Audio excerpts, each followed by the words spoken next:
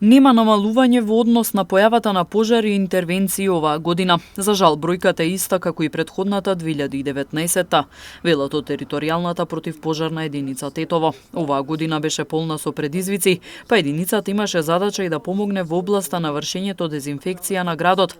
Оттаму велат дека се надеваат на стабилна состојба и во текот на есенските и зимските месеци. Земајќи предвид дека ние како противпожарна единица Тетово и тука ова година, значи 2020 година, сме вршеле многу и услуги, па да речеме и обврска, тоа ние према нашите граѓани дезинфекции на улиците и објектите, институционалните објекти, како што се школите, џамиите,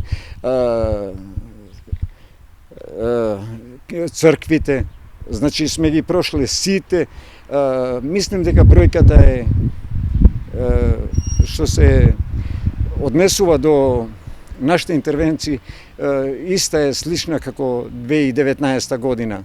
Но се надевам дека ете што влегуваме се у грејната сезона, значи може би викам дека нема да имаме појава на поголеми пожари, па да се случи, па да го пројдеме бројката што сме имале во 2019 година.